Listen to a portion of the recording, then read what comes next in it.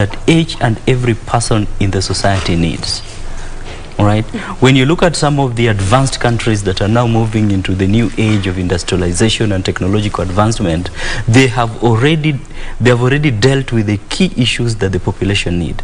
The issues around food security, health, and the physical security of the population. So I think when we go down into the basics and invest into the things that people need most, and the government says that, you know what, when an individual wakes up, he needs to eat. Even if he does not have a phone, he needs to eat. Even if he does not have a car, he needs to eat. And we focus on that and ensure each and every person eats, then we will have reached great milestones. And you know, one of the ways in which we do this is ensuring that the country is able to produce its own food and does not depend on food that comes from outside of the country. So this for me, I think, is the beginning point where we have lost it, and that's why you find there are communities in this country that when you see them on the news, they are still talking about hunger.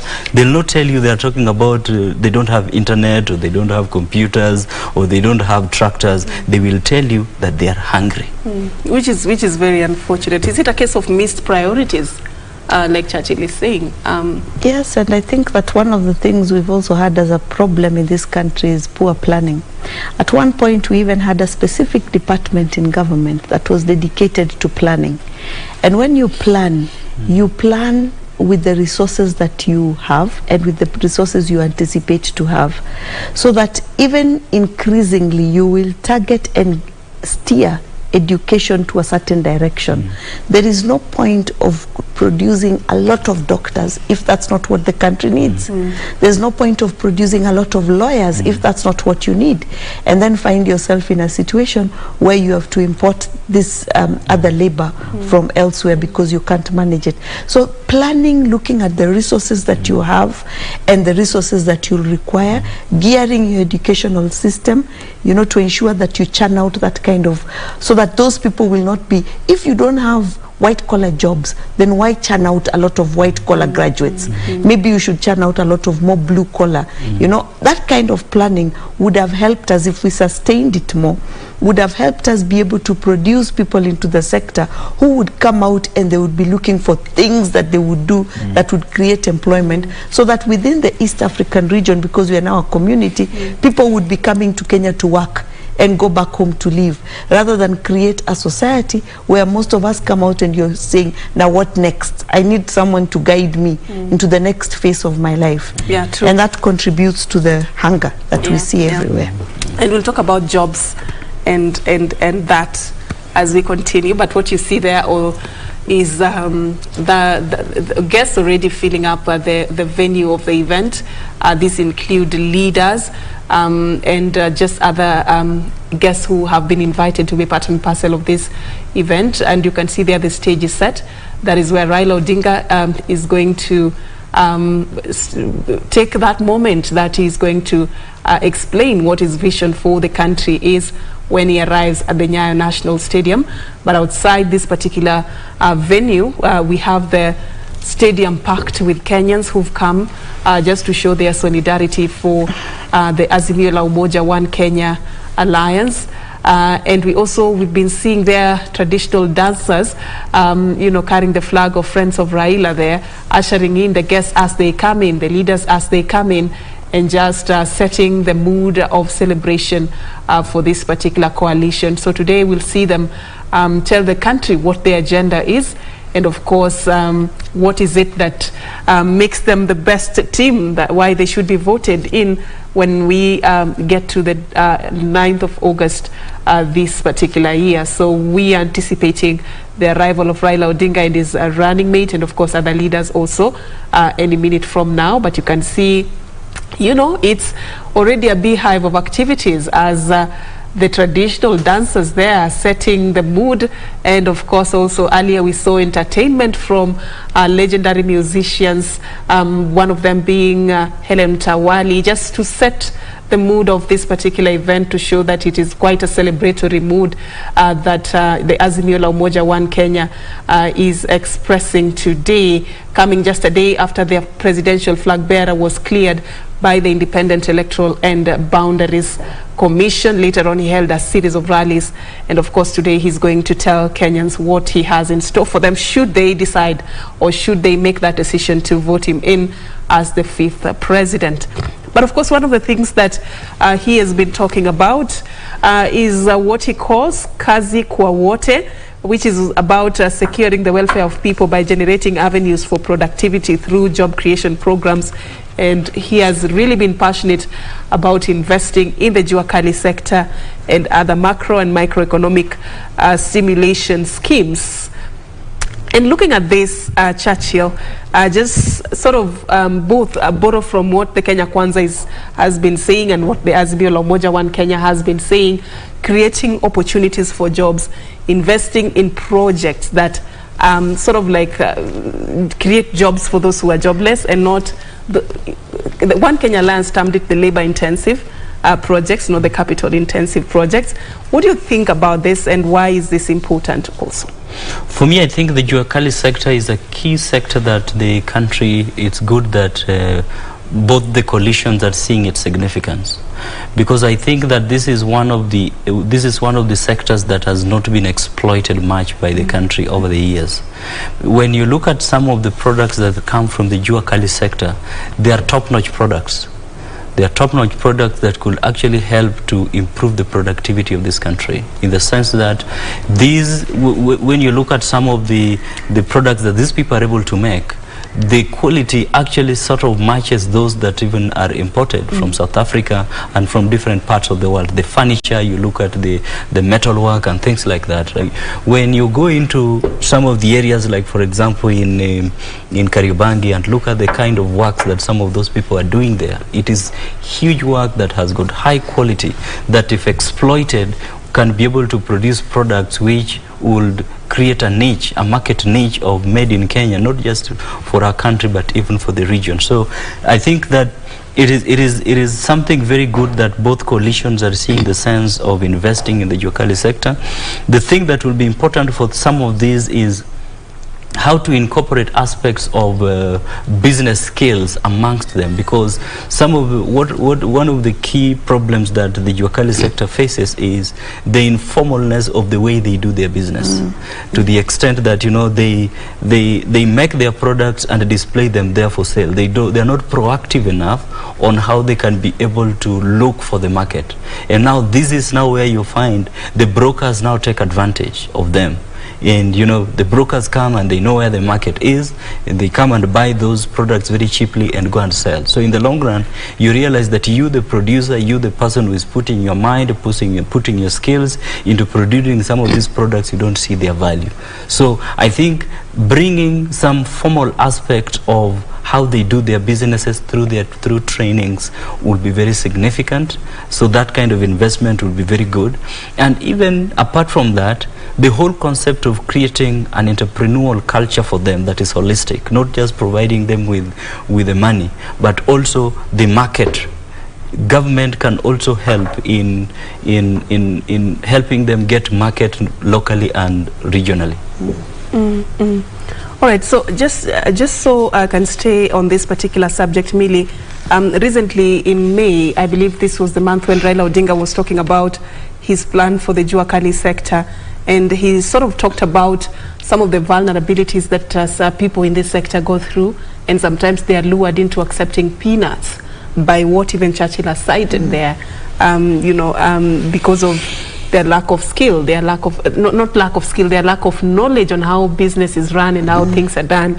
I mean, if you look at that particular sector, what do you think are some of the things that makes us as a country not to tap into the opportunity that it offers?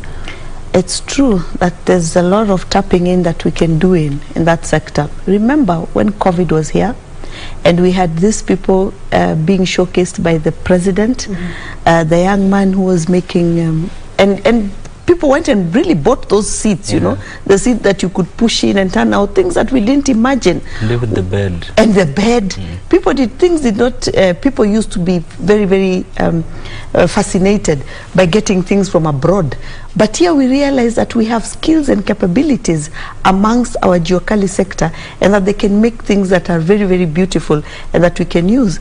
And I'm sure one of the things that many Kenyans will remember was the talk of the gentleman who was to get the tender and the frustration that he met when he was to get that big tender because of all those bottlenecks that you have to face for clearance and what. So you end up getting Daktari here as a third person to help you to sail through the system. Yes, and he tells he has to get his cut. 35% cut.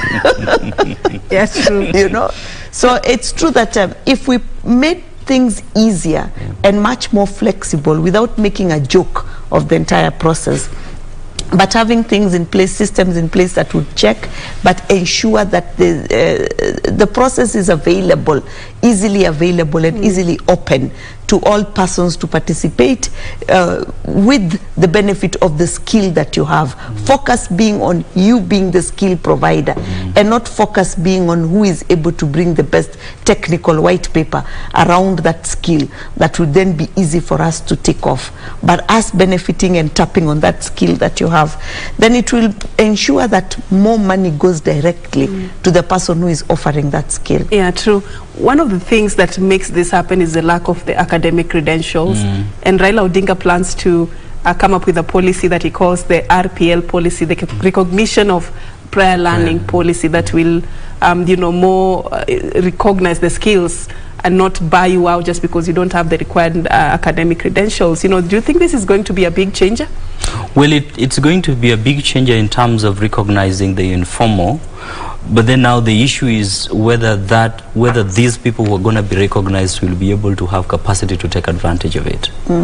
Because you see, there will have to be a lot of sensitization and training and change of mindsetting of these people, so that they can be able to see that, you know what, this is an opportunity for us to formalize our business operations, so that we are not just looking at our businesses in terms of we make today, sell, eat. Tomorrow we come, make, sell, eat, and like that. You have to formalize their business operations and see their businesses futuristically and in a manner that you are running a company. But then the other thing that is significant even also in the whole concept of mindset, which will also help in beefing up that idea of that policy of the RPL, is making Kenyans to change their mindset and thinking on made in Kenya. Because this has been a big problem, where you have a made in Kenya here and a made in China here or a made in Japan here. Even government themselves would most likely not want to go for a made in Kenya. So these policies for them to become work best, there has to be that proactiveness of government being deliberate in making people to think that, you know, made in Kenya is what is best for us and is what we should adopt, so that this Jua Kali sector can see Kenya as their initial market base.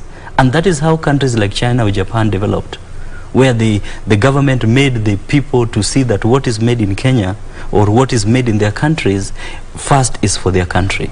Once it meets the need of the internal, the country's need, then we can be able to export. All right.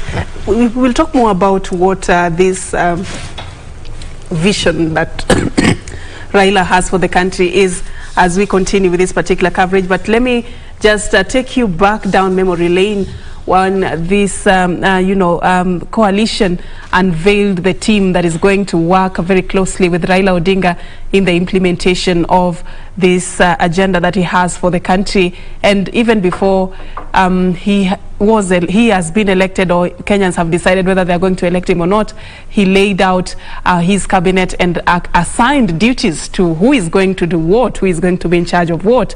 So let's go back to the 17th of May and listen in to what Raila Odinga said with regards to the team that he's going to be working with.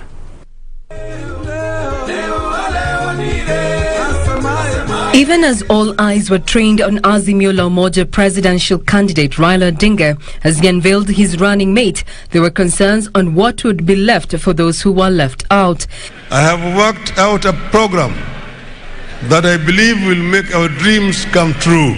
In a tactful move, Raila Odinga unveiled his proposed cabinet members in anticipation of a win come August 9th, appointing Wiper leader Kalonzo Musyoka as chief cabinet secretary. I have nominated Honorable Stephen Kalonzo Musyoka as the chief cabinet secretary with the responsibility to coordinate and supervise functions of the government.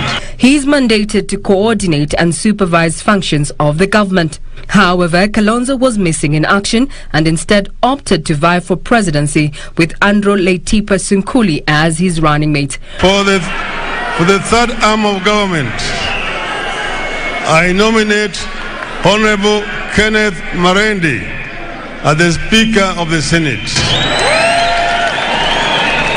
Raila proposed former National Assembly Kenneth Marende as Speaker of the Senate.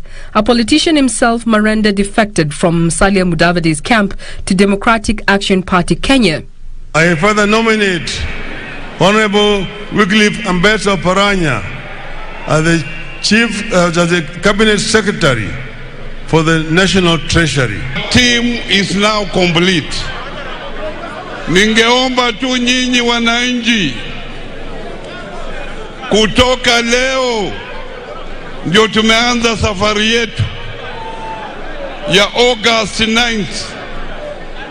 Na hiyo safari tunataka tutembee pamoja. Kakamega Governor Wycliffe Oparanya, a former Minister for Planning, could be back at Treasury as the Cabinet Secretary, trying to balance public debt and economic recovery. Nimepawa nafasi ya kujiwakilisha katika kinyang'anyiro cha unaibu wa rais wa Raila Amolo Odinga. The proposed appointment of Mombasa County Governor Ali Hassan Joho was a welcome surprise for the nominee, who took time to share his sentiments. Current Agriculture CS Peter Munya will retain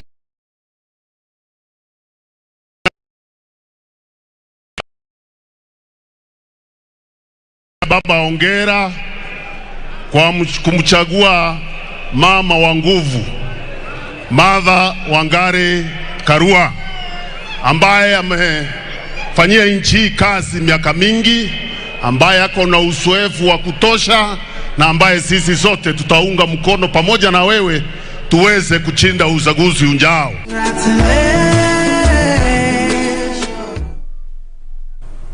All right, so that is a story we prepared for you that day when Raila Odinga unveiled his running mate right here in Nairobi. And of course, what you heard there when he was speaking about the Wiper Party leader Kalonzo Musyoka, whom on that particular day he assigned the position of Chief Cabinet Secretary should he be elected. And later on, Kalonzo Musyoka, who was missing in action during that particular event, actually, according to the latest information that we have, is that right now he's part and parcel of the Azimio la Umoja One Kenya Alliance, and has since been reclaiming back that particular position of Chief Cabinet Secretary. But just to take you through key highlights of who else was given what role in Raila's cabinet, we have the former National Assembly Speaker Kenneth Marende, who was assigned the position of Speaker. And of course, we also have Kakamega Governor Wycliffe Oparanya, who is a former Minister for Planning, and he may just be back at the cabinet, serving under the Treasury docket.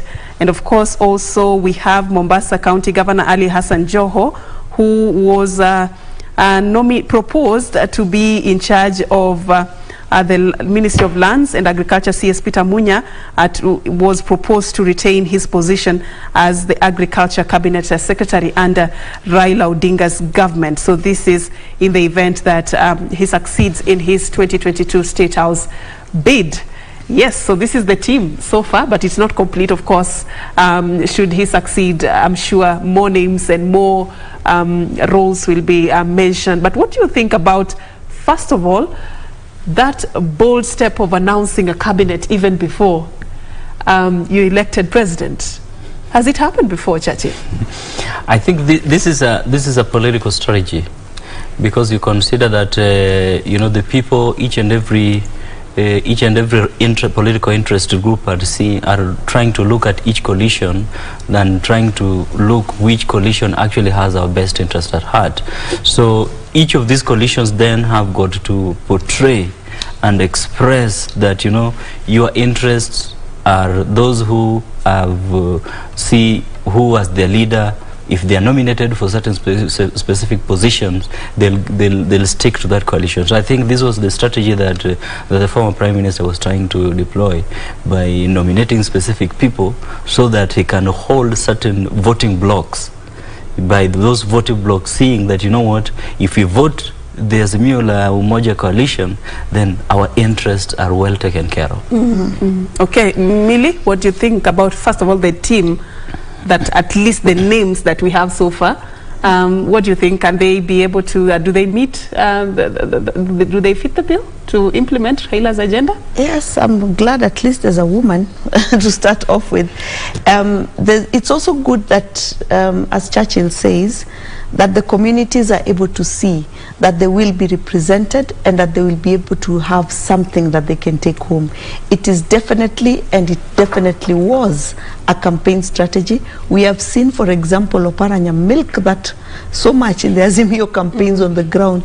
He goes out together with Eugene. He says, I'll be in charge of the money. Eugene will guard it, protect it, you know. And so the Luhya people, the Luhya Western Kenya community feel that they are really part of Azimio. And it's a way of getting them to hopefully then turn out and vote. Because remember that the kingpins, the traditional kingpins of the Western Kenya region are seen as being in Kenya Kwanza. That is Wetangula and Mudavadi.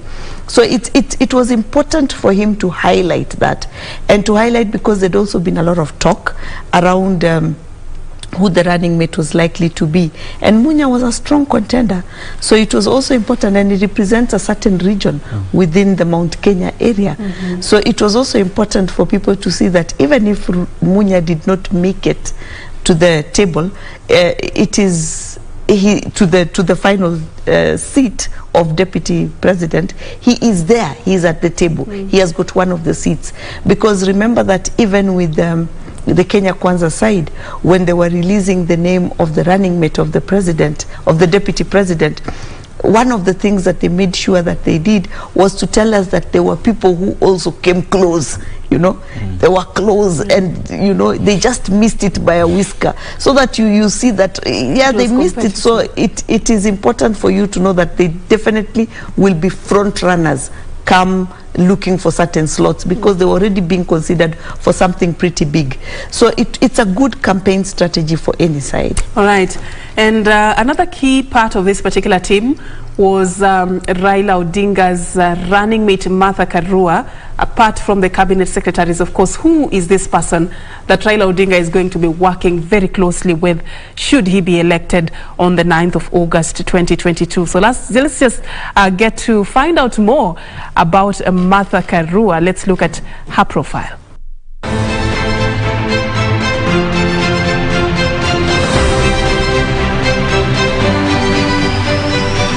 Born on the 22nd of September 1957 in Kirinyaga district of the former Central Province, Martha Wangari Karua would later study law and get into the civil service as a magistrate, serving in various stations including Makadara, Nakuru and Kibera from 1981 to 1987.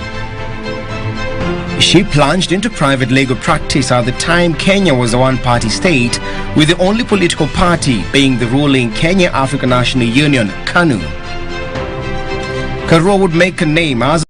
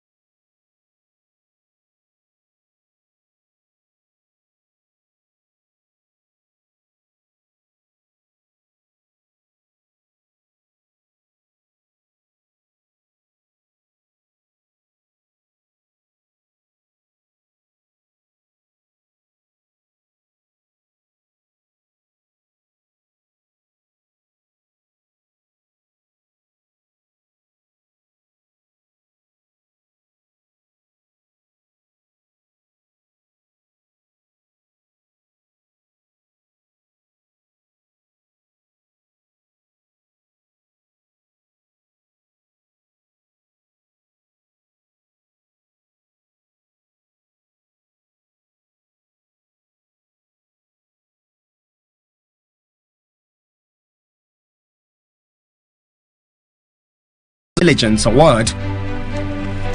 In the 2002 general election, Karua would be among the founders of the National Rainbow Coalition (NARC), the coalition on whose ticket the then opposition leader Mwai Kibaki was elected the third president of the Republic of Kenya. Karua earned her third term to represent Geshogo in Parliament, a seat she would once again retain in the 2007 general election.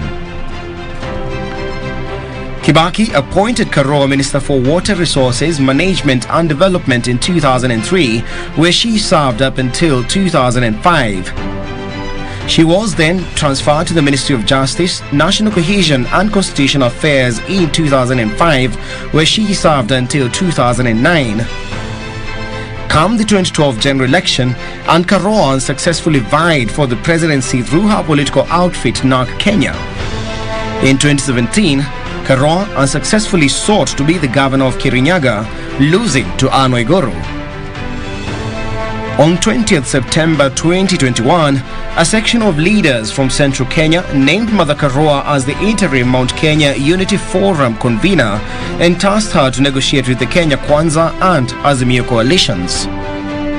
But she would finally settle on Azimio and back Raila Odinga's presidential bid. On May 9th, Karua appeared before the 7-member committee of eminent persons and interviewed for the position of Raila Odinga's running mate.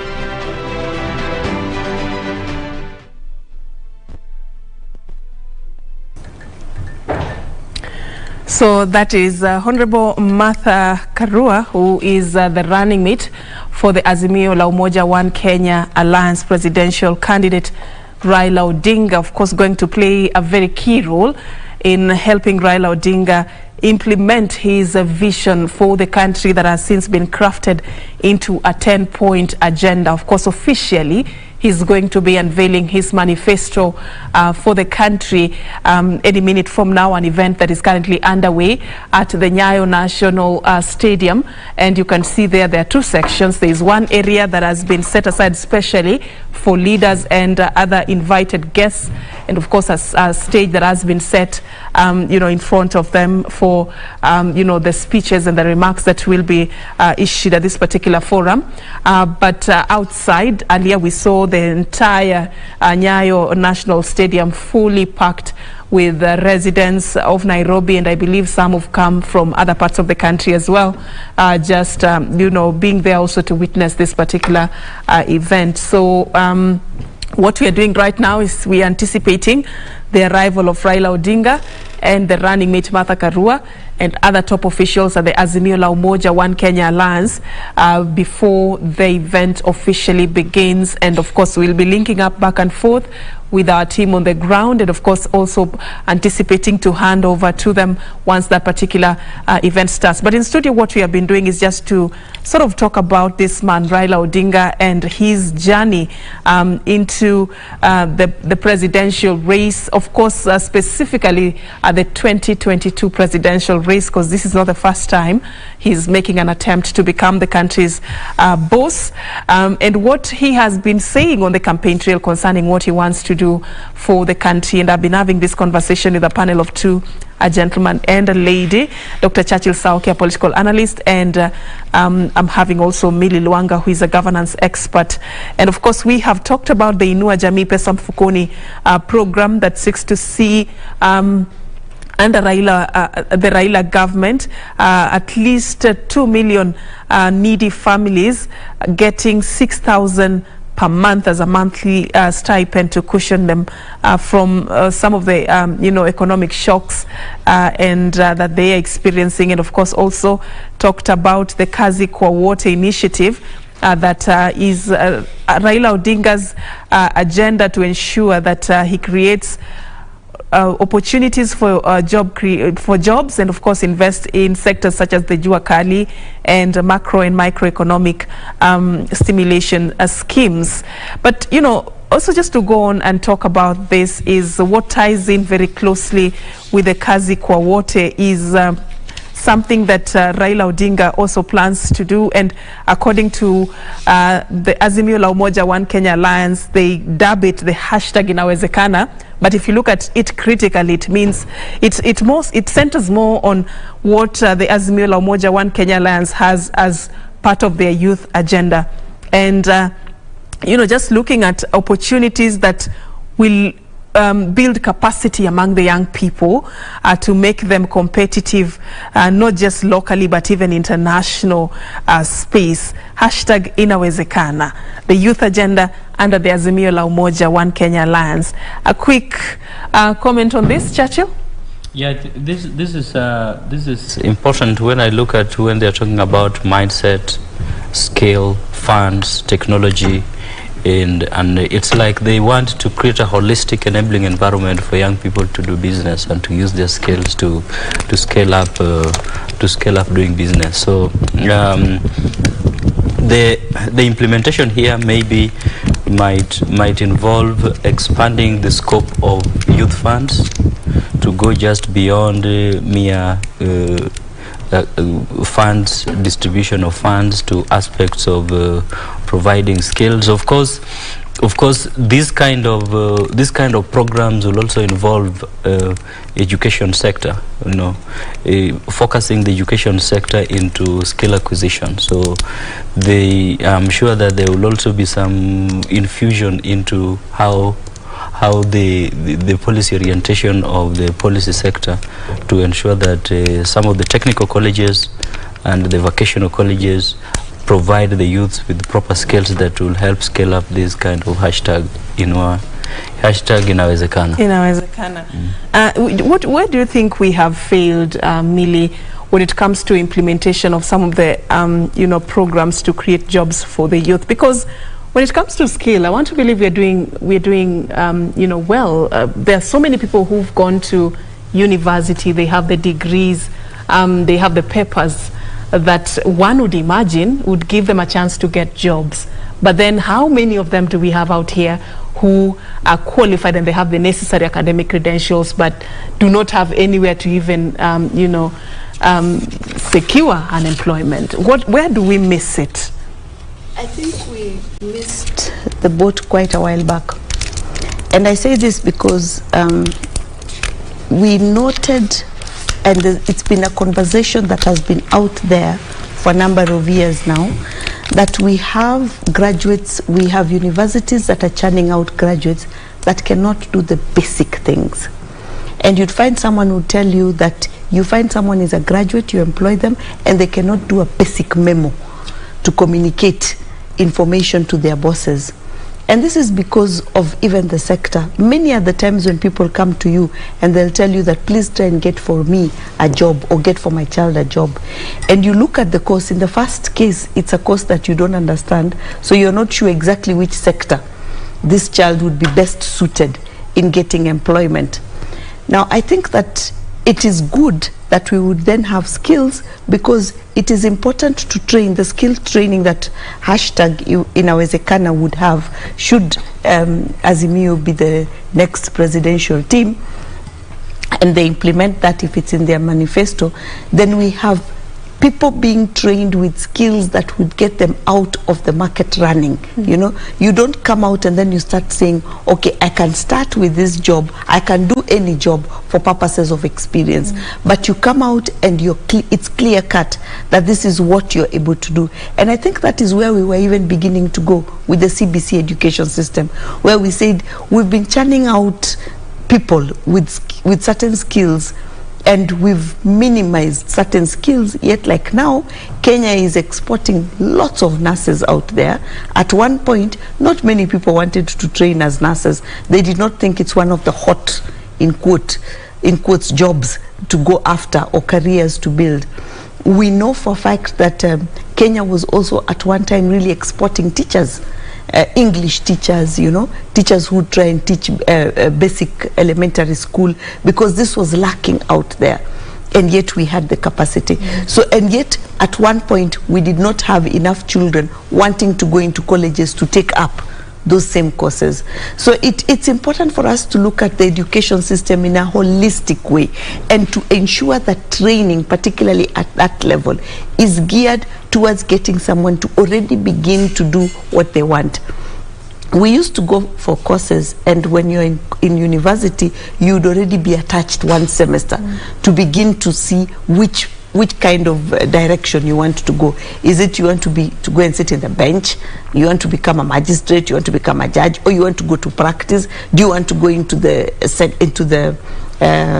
corporate sector? So you'd go to all these different sectors and already test it. So as you came out, you already had basic skills, you already had some training, you already had some knowledge in what direction you wanted to pursue in as far as your legal career is concerned. And I think this is what we anticipate for all kinds of courses and for all kinds of trainings, so that people do not get a degree just for purposes of a degree. Having it. Yeah. Yeah.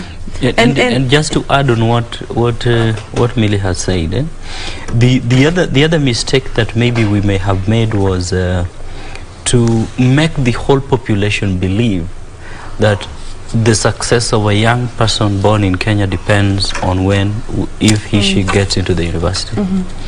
I think that was a big mistake. Any country must have levels where any person at any level where he goes, he's able to succeed. And when you look at advanced countries, they have heavily invested in the technical and vocational colleges, where majority of the population goes, because these are the people who have the skills. The university level, these are very few people go there, because the people who are supposed to be churned out of the university are thinkers. But then, we made everybody go into the university, and then we expected the people who go to the university to have the skills, and that is not necessarily what is supposed to be. Is what you're doing right now with the TVET and the investment in the TVET institutions a step in the right direction, perhaps? It is a very good step in the right direction, because we are now making every young person now knows that even if you do not go to the university, when you go into these technical colleges, you will get the skills that can make you do what? That can make you succeed. The next step that we now need to get into is that we now need to make the sectors of the economy appreciate the significance of these graduates. So that we do not just see jobs or even opportunities of business qualifications that are being written down there are, you must have a bachelor degree. If we still go that direction, then we are not changing anything. And one thing which formed part of what Raila Odinga said when he was talking about this 10-point agenda in December 2021 under that hashtag inawezekana, was the fact that you see, we need to invest in preparing our youth for the future. He was looking ahead, and as a lecturer, Churchill, probably if you look at the job market and where we are going and how the employment environment is metamorphosizing, what is it that is needed to prepare the youth for that future that even Raila Odinga is describing? What will it take for them to be ready?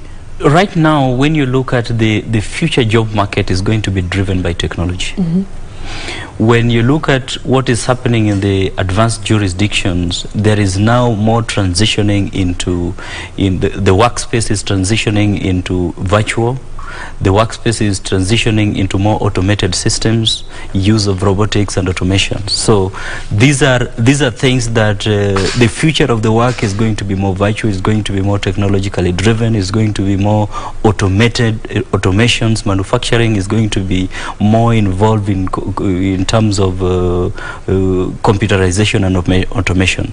So it means that right now, where we are as is now, we might not necessarily begin to adopt that kind of future, but we can prepare our young people by the requisite skills. Like, for example, if it is issues of technology, are our young people already beginning to visualize themselves in that future?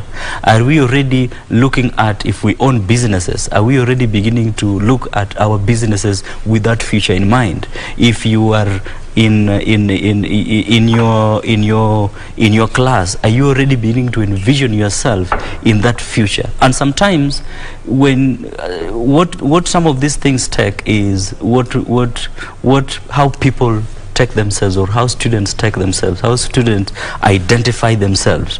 One of the things that I personally tell my students is that you have to find your niche, or you have to identify yourself in the whole concept of the existence of the earth, in terms of what are you going to contribute in changing in our world. because it is in that kind of imagination or that kind of thinking that will make a typical student have a mindset that, you know what, you are not just being trained to go out there to get a job. You are being trained to become a solution provider to the problems that the society faces. So they go through the academic journey with a purpose. That this is what they want to do. Exactly. This is the solution they want to bring to the society.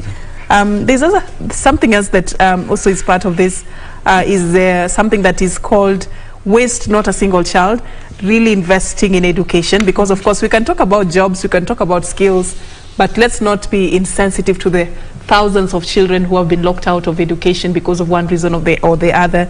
So Azimio la Umoja One Kenya Alliance says education is non-negotiable. It's a program that is aggressive on ensuring that all children, not some children, get rightful access to quality education, which is beautiful on paper. Yeah, it's a beautiful promise on paper, but implementation is another issue altogether. But before I get to the implementation part, Millie, what is it that you would term as some of the bottlenecks or challenges that would, block the thousands of children from accessing education even in this century today, even after all the efforts and investment that has been put in place? The tools that go with education is a problem. And I say this because when I was growing up, and though it was not yesterday, it was not also many centuries ago, we had one book per subject. If it was physics, it was Abbott, for example, that you used. Now you find children have to buy 6-7 books per subject, which is very, very costly on parents. And the books that are targeted, I saw in one of the groups I'm in recently, one of the ladies going up in arms and saying, why is it that we were given set books to buy over the holidays, then you buy the books, and when the children go to school, you're told, okay, additional books again for you to buy. And at the end of the year, you will find that the child will tell you there are certain books that they never even opened. And yet the parents are required to buy these books. Now look at even the uniform. When we were growing up, when I was growing up, going to school, my shoes were made by the local cobbler because he used material that was long lasting. And my parents knew that if he made that shoe, unless my feet grew suddenly, they would fit me for the entire year. And if there was a problem, they could be mended, and it was cost effective. Now you're told you can only go and buy butter bullets, which go for 3,000. Imagine if someone is earning the minimum salary, which is about 13,000 right now. That's a good percentage of your salary that is to go on shoes alone. You have not talked about the uniform and the other things that go with it. So there's a lot that we need to look at, including schools insisting that you must go and pick uniform and books or whatever from certain places only, whereas you could possibly be able to have gotten these things from a different vendor at a more affordable cost. So these are the things that are making school so expensive and making education unaffordable or unattainable to all the children. Because yes, you will go and pay, and it is easy to pay some small fee to support somebody if you have the means. But you will still find that that child you paid fees for is not going to school, because the additional things that the parent has to meet in order for that child to be accepted in school is beyond them. And the parent cannot approach you because they've already approached you for the fee. They feel they're embarrassed to come again for the additional costs. So these costs to education need to be managed. The government needs to manage it, and I hope that whichever government or next administration that will come in will look at that. It's not just about making schools accessible. Now again, in the 4 years, and you find that in developed countries as well, that one of the things you need to prove when you're going to enroll your child in school is that you live within the locality. This business of a child waking up at 4 because they need to go across town to go to a school at the other end because there are no good schools impacts on education standard that child is able to attain. It's very different for that child as compared to the child who's walking 15 minutes to school and then walking back. the amount of time they're able to dedicate to education. There are so many things that you need to look at. Each estate used to have at least 2 public schools.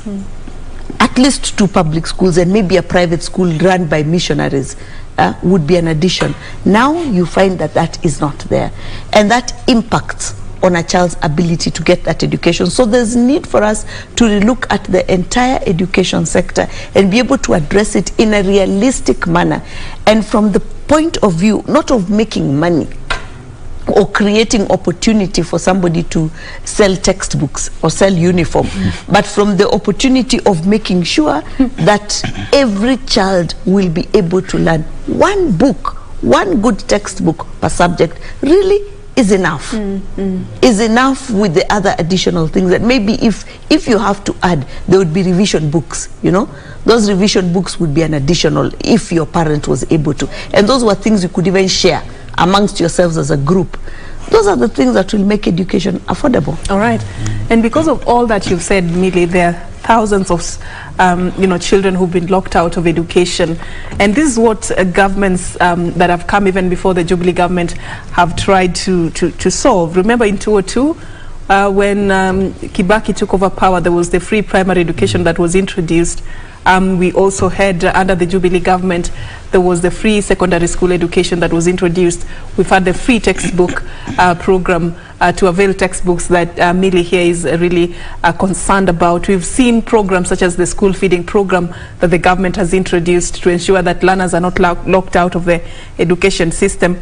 But yet as late as recently, when the Form 1s were reporting to school, even after the introduction of the 100% transition program that gave an opportunity for every learner to transition to secondary school, whether you scored high marks or not, and whether you had school fees or not. We ran several stories here as KBC Channel 1 of students who had performed very well but could not afford school fees. School fees was a big cry for parents and caregivers across the country. Where have we failed? And if Raila Odinga has this as his vision to ensure that every learner has access to education, Churchill, what will he have to do different? I think it's a gradual process in terms of, because you remember this is a heavy investment. Also, per child education is not cheap. It involves a lot of heavy investment by government, and I think maybe as time goes by,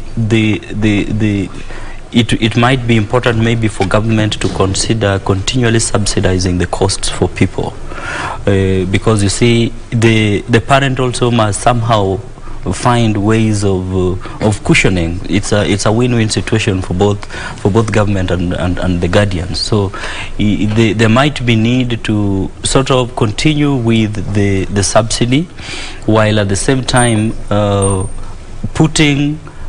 trying to block the loopholes that the head teachers or the BOMs use to manipulate parents to pay more money that is not required. Because I think this is something that has been happening, especially when the Form 1s are coming.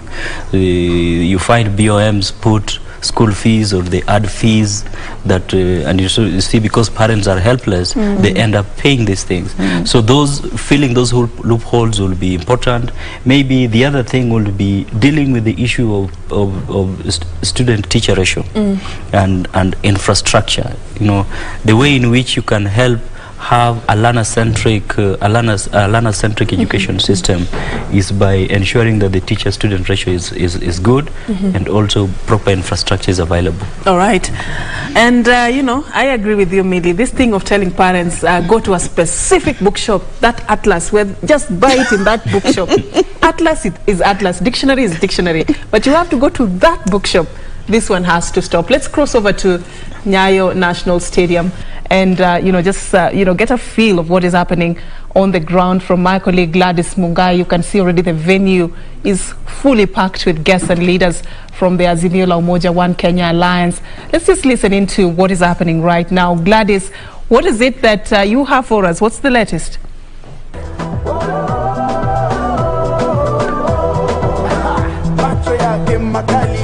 Na mambo yote hata yale yameficha evening to you, Safin. We are yet again coming to you live from the Nyayo Stadium in Nairobi County, where the launch of Azimio la Umoja Coalition Political Party Manifesto is set to be launched here any moment from now. This being a day and a program with full entry in regards to what is going to be launched at Azimio la Umoja Coalition Political Party Manifesto. Remember, it's a manifesto with at least key 10 key points agenda. And after speaking to a variety of leaders, we now want to hear from wananchi. And with me here are two gentlemen who have portraits of Raila Odinga and President Uhuru Kenyatta. If you may just lift that up a little, yours too. I'm going to speak to one of them. I understand they are brothers. I want to understand what inspired this particular portrait. Speak to our viewers. Begin by introducing yourself and tell us why are you here and why the handshake portrait. Yes, my name is Gekonyo Maina. I'm a fine artist, and I felt it would be important for me to do a portrait of the handshake between President Kenyatta and Honorable Raila Odinga, as this was one of a very historic moment, and that was the reason. So I've been looking for the opportunity to present it to him as a gift. Yes, that's... There are various details on this particular portrait. Just keep on lifting up. Let us face the cameras. The camera is on this side. Yeah, just like that. And I understand there is a map of Kenya and a dove. And at the dove's head, we have the hands sort of doing the handshake. So what is the inspiration behind this particular kind of portrait? Well, what I did is make the composition a little more interesting by creating the impression of the handshake. The handshake being the reason why we got peace after. If you look at this portrait, in the background where you see the map of Kenya, there's an area where you see total darkness, and that is symbolic of the situation we are in before the handshake. And if you look further down, you see like like the country is a burn, and so that handshake is what symbolizes the peace that came thereafter. And so the handshake, the dove, the white dove, which symbolically represents peace, is symbolized by the handshake. And the head of the handshake, the head of the dove. Thank you very much for that particular explanation. Now let me hear from the brother. Please, if you can come here. Just a minute, please. This way. Please, just come here. You can hold it for him. Yes. So this other one is about a portrait of Nelson Mandela, former president of South Africa, Nelson Mandela. Right. So why Nelson Mandela? Well, I was looking at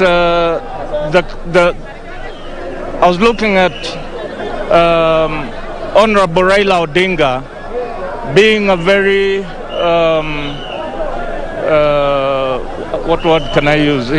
He has gone through the kind of stages that Nelson Mandela went through, from fighting for their independence in South Africa, when he came from Robben Island, and later on as president and bigger than life. So I felt this would be a good gift also for Honorable Raila, because this for him is the Mandela moment, and that's the reason why I wanted to also present this portrait. Thank you for these particular portraits. They are indeed inspirational. Thank you very much. may you get some time to give them to President Kenyatta and Raila Odinga. Dear viewers, different political leaders keep making their way into the Nyayo Stadium, and that explains the commotion here. We've just had the former governor of Nairobi County, that is Honorable Mike Mbuvi Sonko, just making his way into this particular stadium for that particular launch. I now seek to speak to a few Kenyans on their take in regards to this particular launch of this manifesto. Habari yako, mambo, how are you? We are live on KBC. I want to get hisia zako kuhusiana na hii manifesto ya Azimio. Ya Azimio, ningependa baba, mimi naitwa Benson Madara. Ningependa baba aangalie vijana wa kulima wadogo kama sisi ambao ni hatujiwezi. Tungependa baba aweze kuangalia maneno ya vijana. Sina manifesto wengine. Naam, asante sana. Pengine nizungumze na kijana mwingine hapa, na unafahamu kwamba vijana ni mojawapo ya nguzo muhimu katika taifa la Kenya. Umefika hapa katika uwanja ama uga wa Nyayo. Lengo lako kufika hapa pengine ni lipi, na unatazamia yapi kutokana na manifesto ya leo? Kulingana na manifesto ya leo, mimi nimefurahi sana. Sawa. Jina zangu, kulingana jina yangu, Dr. Steven Okodomindo. Mimi mtoto wa Siaya, Game Kambare.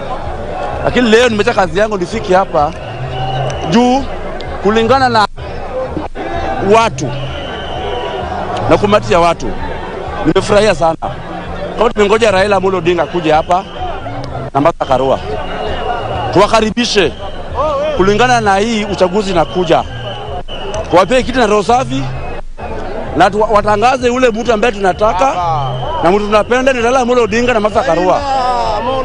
Ama lete jeshi. Jeshi tibi. Jeshi tialala.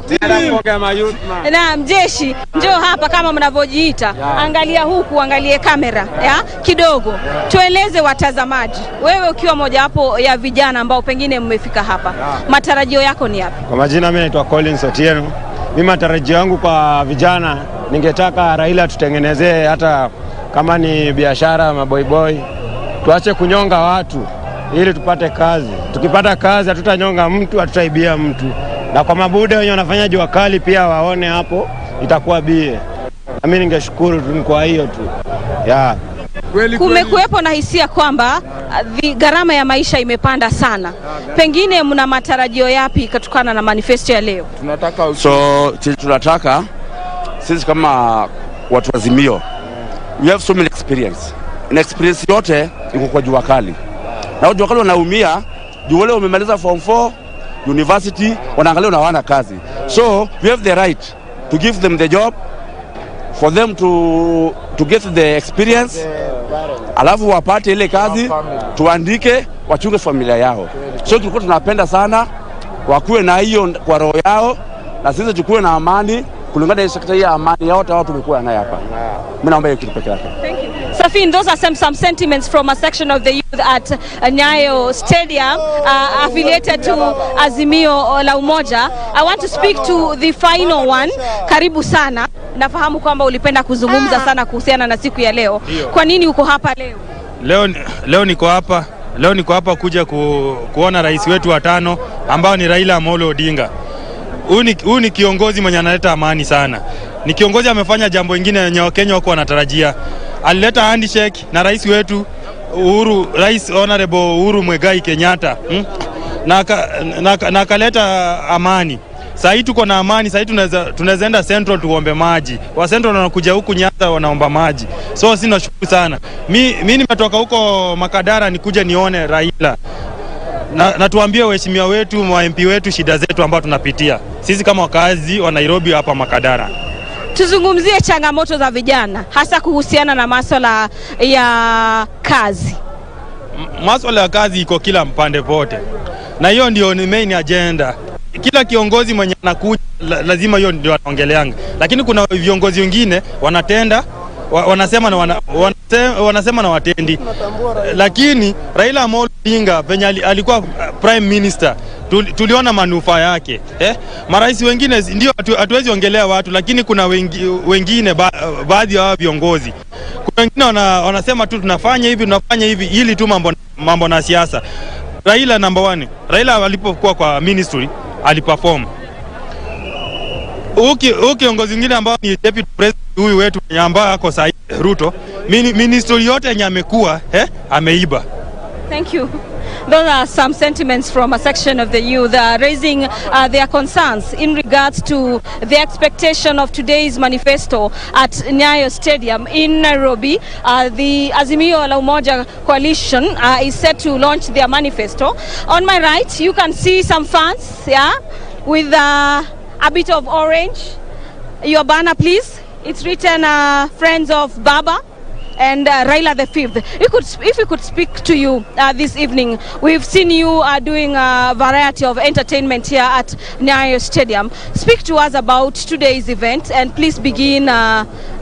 Nisa, unaweza kuzungumza kwa Kiswahili. Anza na majina yako mawili alafu tupe hisia zako kuhusiana na siku ya leo.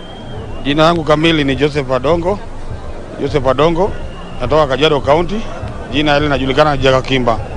Sasa mimi nimefurahia kuja hapa baba asome manifesto yake. Ile manifesto akatangazia watu iwe ni ya ukweli tu ya mwananchi, kama ile baba care na masomo amesema itakuwa bure mpaka university, itakuwa bure, itakuwa nafuu kwa mwananchi wa kawaida.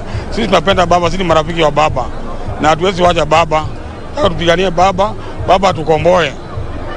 Mzee, kumekuwepo na changamoto na hisia mseto miongoni mwa Wakenya kuhusiana na pengine deni la taifa na gharama ya juu ya maisha. Pengine unatarajia kusikia nini kuhusiana na pengine tatizo hili? Kwa gharama ya maisha tunajua tukiwa na baba gharama ya maisha itakuwa chini. Tulingana vile baba tunajua mambo yake inakuanga ya ukweli. Ni vile hajaipata nafasi kama huo ambapo atapata wakati huu, ambapo akiingia kila kitu kitakuwa sawa, ambapo hatutakuwa na shida, gharama itakuwa nafuu, unga itarudi chini, kila kitu itarudi kwa chini. Thank you very much. Safin, you've heard them sentiments from a section of Kenyans at the Nyayo Stadium. I believe you are accompanied by 2 young people. If you could please speak to KBC Channel 1. We are live. I saw you do some dances here. I want to believe they are in support of Azimio la Umoja. Yeah, like that would rightly be it, because I want to believe you are here because of your expectation towards today's day. It is a big day. Being the young people, we have our expectations. When you look up to our leaders, probably you could tell us, what do you expect to hear from today's Raila Odinga speech? Okay, I'm Duncan, known as Mtoto wa Raila. We are here at Nyayo Stadium to receive Baba, and we are here today expecting more from Baba. As we know, Baba has been frontline fighting for the Kenyans. Now we think this is now the chance for Baba to come and help us. This country needs somebody who is strong like Baba, and with Baba we believe everything is going to be okay, and Baba is the only option and the better option. Thank you. Baba is the right option, like they're saying, but that is just their comment, and that particular statement will either be approved on the 9th of August elections, and so we await to see. It is 6:40 in the evening, 1840, and President, or rather opposition leader Raila Odinga was expected at the Nyayo Stadium at 6:30. He is yet to make his way here. This particular event has been scheduled to start at 7.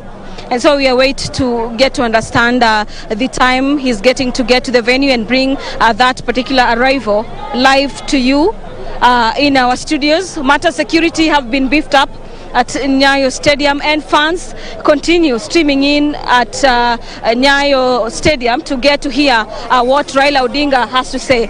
I want to see if I can speak to Honorable TJ Kajwang. Yeah. Thank you very much. We are live, please. This is this is not Ramogi. This is KBC Channel 1. Oh, your national broadcaster. We want to hear your sentiments in regards to today's event. Kindly. And please begin by introducing yourself to our viewers. My name is TJ Kajwang, member for Waraka, this is the most exciting moment that we have had through these campaigns, because we are now beginning to tell Kenyans exactly, we are putting a pen into paper, exactly what we are going to do in the Raila's administration. All those things we have said, we are now committing ourselves to pen and paper, and wananchi can hold us accountable to the things we'll do. A manifesto is the basic document by which an administration influences policies and their laws. So you can imagine, if we are saying that there will be social justice, you will know that we are going to pass the constitution within 100 days. If we say we are going to do Baba Care, or if we say that we are going to work on alleviating plights of the poor people, in the first 3 months, you will see laws which will develop that will achieve that. TJ, of the issues of concern to Kenyans is the issue of the debt of the country and the high cost of living. Please speak to us about that. Well, about the debt of the country, I think it is misconceived. As you know, there is the constitution, and then there is an act of parliament which has put a ceiling. And not ever, even in the worst of Uhuru's administration, have we increased the debt ceiling. The question is usually how we can always balance that debt against our revenue. Look, loan is the only way to do business. If you don't have a loan, I don't know whether you don't have a loan, but if you don't have M-Shwari, you can't call. So loans is how to do business. The only thing is how do you balance your loans against your revenue. But the other question was what? The issue of cost of living. Yes, cost of living now, that one is terrible. These are my people. Yeah. Cost of living is just too much. Nobody can afford to put food on the table. Cost of unga, staple food, rice and beans and managu. You know, leave alone all those things like meat and all those things that the rich enjoy. The little things, the nyayo you put on the table is just overbearing, the cooking fat. And so we have committed ourselves that this administration, immediately we take over, the first thing would be how do we reduce cost of basic foodstuffs that wananchi can, and it can be done. What you need to do is to temper costs of production, yes, the manufacturing costs or taxation, just a little bit to give people on the short term relief, but on the long term you have to increase your productivity in terms of manufacturing business. Lastly, Mheshimiwa, let's talk about Raila Odinga's presidency. This is the 5th time he will be seeking to clinch the presidency. And somebody would be asking, this has been termed as a Mandela moment. So why should we or Kenyans elect Raila Odinga and not any other presidential candidate? I'm so excited. As you know, I'm the Chief Justice of the People's President. So this is something that makes a Kenyan who wants to move with development shed a tear. Because we have waited for this moment since independence. And we have had several epochs of liberation. We have had liberation from colonizers. Then we have had liberation that fought in 1990 from internal dictatorship. Now we must move to economic emancipation. So this is what makes it special, that Kenya can now go the Singapore way. Kenya can now go Dubai way in a short period of time. That is it. Thank you. Thank you very much. There you have it, our dear viewers. That is Ruaraka Member of Parliament, Honorable TJ Kajwang, speaking to us about the manifesto, his expectations, and why Kenyans ought to elect an Odinga presidency. We have heard from various Kenyans who have converged here at Nyayo Stadium in regards to the expectation in regards to this particular day. I'll now be handing you over back to the studio, Safin, so that you can continue with the interview at the broadcasting house. At the moment, anytime there is development from this particular venue, we shall be getting it right from here. And now hand over back to you, Safin. Thank you so much, Gladys Mungai, reporting to us live from Nyayo National Stadium right here in Kenya's capital, Nairobi. Of course, what you've seen there is the event already picking up as leaders continue to troop into the venue that has been set aside for the launch of the manifesto by the Azimio la Umoja One Kenya Alliance. So any minute from now, Raila Odinga and his running mate Martha Karua are also going to be making their way to the venue. And of course, we expect that any moment from now, the event will officially begin. But just what we've gathered from the ground are just expectations from Kenyans and leaders alike on what they expect Raila Odinga to focus on as part of his agenda for the country. Some talking about the high cost of living. Others are talking about, focus to be put on improving the economy. And of course, others also talking about addressing the youth unemployment issue as part of the issues that they want Raila Odinga to address if he succeeds in his State House bid. And of course, we'll be getting back to Nyayo National Stadium to pick up more on what is happening. But in studio, we have been discussing, what Raila Odinga has been passionate about during his campaigns, and this centers around his 10-point agenda for the country. Of course, there could be slight adjustments on this in the official manifesto, but one thing we are sure about is that it's not going to go too far from what he has been talking about in his campaigns. I just want us to take you back a little bit to what he said as late as yesterday. Probably this could give you a sneak peek on what is contained in Raila Odinga's contract with Kenyans. And the Azimio la Umoja One Kenya Alliance presidential candidate Raila Odinga says his manifesto will detail how he intends to tackle illiteracy, disease and poverty, the three main challenges he feels are derailing Kenya's development. And of course, Raila, who is set to be launching his coalition vision today, was speaking on Sunday yesterday during a series of rallies that he held in Nakuru County. I just want us to, listen into what he said yesterday in that Nakuru campaign rally, so that we can get to hear more on what Raila plans. But you can see there quite a joyous moment for the supporters of the Azimio la Umoja One Kenya Alliance. Song and dance already coloring this particular event. Helen Mtawali, the legendary musician, and other musicians there making sure that they keep the guests busy as they wait for Raila Odinga and his colleagues in the Azimio la Umoja One Kenya Alliance. Of course, this is not the first time that Raila Odinga is attempting to, become the country's president. So many are really expecting, have high expectations about what he has to say today, why he feels he is the best man to succeed President Uhuru Kenyatta. Of course, later on, we also anticipate that the Kenya Kwanza Alliance will also be, letting the country know when they are set to launch their own manifesto. Then Kenyans can have a chance to compare. But remember, we also have other candidates who were cleared by IEBC, so we expect also Wahiga Mwaura, another aspirant who was cleared, also to be setting his agenda for the country. Let's just listen into what Raila Odinga said yesterday in Nakuru County, a day before he launched his manifesto.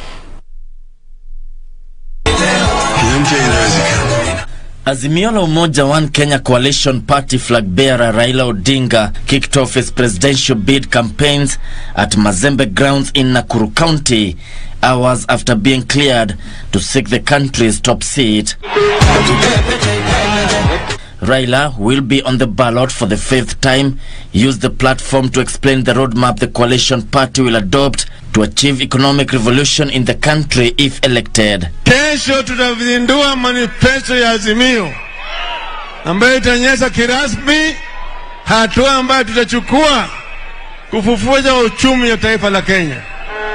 Tulisema adui iko 3: ugonjwa, ujinga na umaskini. An enhanced healthcare program and social protection kitty for the vulnerable members of the society are some of the pledges made by the former premier and his running mate Martha Karua. Tunaleta vile vile ile kazi mtaani kwa vijana ambao hawana kazi, na tutajenga viwanda ili vijana wapate ajira sawa sawa. Leaders accompanying Raila Odinga described him as the true patriot among the presidential candidates. Tukiona Mheshimiwa Raila hapa na Mheshimiwa Martha Karua wanararua umaskini yote, wanararua ufisadi yote. Wamama muelewe, huyu ni mama kama nyinyi. Shida zenu hatutasahau. Wazee muelewe, sisi ndio tunamchunga. Kwa hivyo nikiwa hapo na baba iko hapo, shida zenu hatuwezi sahau. Earlier in the day, the Azimio la Umoja One Kenya Coalition Party also held a rally at Undugu grounds in Lang'ata constituency.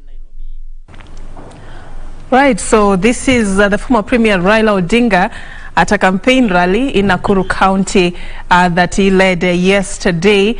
This came just moments after he had been cleared by the Independent Electoral and Boundaries Commission to vie for the country's top seat. But, you know, Churchill and Millie, what stands out is what he said about his plan to tackle illiteracy, disease, and poverty. I want to believe we were there when our founding fathers said that this was the same vision that they had for the country. Are we still there, Churchill? It's always a work in progress for any country. Yeah. Of course, it is important that the development agenda of any country is anchored upon those three key pillars, upon which now other aspects of the agenda come in. But for any country, it's always a work in progress. Even if we develop, we will always still want to fight these things. Yeah. Millie, your body language encouraged me. I was surprised that we are still there, close to 60 years down the line. Poverty, illiteracy, disease. Yes, but we've made strides because at one point in Kenya, the number of people with university degrees were few. It was something elitist to go to university. Now we have almost everybody going to university. So education is becoming more and more real by the day. Much as, yes, we've just said now there are still hurdles to achieving education, but it's becoming more real by the day. So just as Churchill is saying that, yes, there's progress that has been made, but there's still more to be done. Because remember that the population continues to grow every time, and addressing the needs of these growing populations, and without proper planning, you may sometimes miss the target. But what I also found interesting in that clip is the changes, much as we're talking about changes, even in education sector, that this is Raila Amolo Odinga in central Kenya, in the places that people, in regions that people said he would not be able to climb, and he had a massive crowd there. So there's a lot of potential for change in everything, including even with the realization of education and making sure that we have everybody having the right education that is best for them, best suited to their skills. Let's talk about health. And at this point, I'd like to introduce what the Azimio la Umoja One Kenya terms as Baba Care. Yeah, Baba Care, an interesting, wording there, because what they say is that this is actually one of the things that is geared towards scaling up the universal healthcare pilot programs to the rest of the country, just to boost the initiatives that have been put in place in the health sector and make sure that as many Kenyans get access to quality and affordable, health services. What strikes you about this intent by the former premier, and how he plans to go about this, Churchill? This is it's good but very ambitious, because you see, healthcare is just like education, requires a lot of investments in infrastructure, because when you are looking at having affordable healthcare, it means that you must be able to take responsibility to provide every healthcare facility with the requisite diagnostic machines, with the requisite drugs, with the requisite personnel that are qualified at every village level. And I think this is now the greatest challenge for this kind of thing. You know, when you look at the universal health program that this current regime had piloted in specific counties like Kisumu, and there are the rest of the other, I think, a few other counties, you could go there and pay 50 shillings and get the health service that you need. Now, of course, some of the counties counties took advantage and the drugs were being sold out. So it's ambitious, but it has the best interest, especially of the most vulnerable. Because remember that there are people within the rural communities who cannot be able to, the only closer they are to health facilities are maybe the chemists or the pharmacists. So if you make hospitals easily accessible to them, and these hospitals have got proper facility, then it will become an advantageous to them. All right. Millie, I know you have a lot to say about this, and I still want us to continue dissecting this Baba Care provision, you know, as we continue with this particular conversation. But I just want us to take a very short break.